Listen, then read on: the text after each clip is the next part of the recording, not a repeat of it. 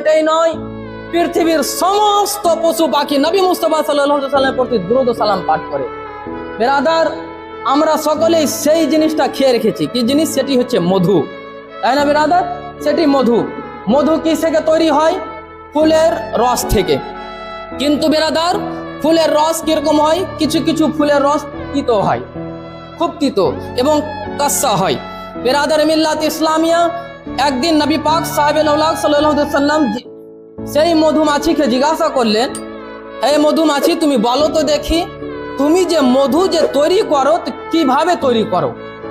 সেই মধুমাছি বললো, ইয়া রাসূলুল্লাহ, ইয়া হাবিবাল্লাহ, নবী গো, যখন আমি আমার বাসা থেকে যখন আমি মধুর রস সংগ্রহ করার জন্য যাই, তখন আমি নিজের রসকে নিয়ে যখন বাসায় ফিরি, যাওয়া এবং আসার সময় আপনার প্রতি দুরূদ ও সালাম পাঠ করি। এই দুরূদ ও সালাম পাঠ করার ফজিলতে এই মধুর রস মিষ্টি হয়ে যায়। বলুন সুবহানাল্লাহ। তো বিরাদার, বোঝা যায় যে একটি মধুমাছি যদি নবী মুস্তাফা সাল্লাল্লাহু আলাইহি ওয়াসাল্লামের প্রতি যাওয়ার পথে যদি দুরূদ ও সালাম পাঠ করে এবং আসার পথেও যদি দুরূদ ও সালাম পাঠ করে, তাহলে তার মধু যদি এত মিষ্টি যদি হয়, তাহলে আমরা তো মুমিন, আমরা তো মুসলমান, আমরা তো নবী মুস্তাফা সাল্লাল্লাহু আলাইহি ওয়াসাল্লামের দাস, নবী মুস্তাফা সাল্লাল্লাহু আলাইহি ওয়াসাল্লামের গোলাম।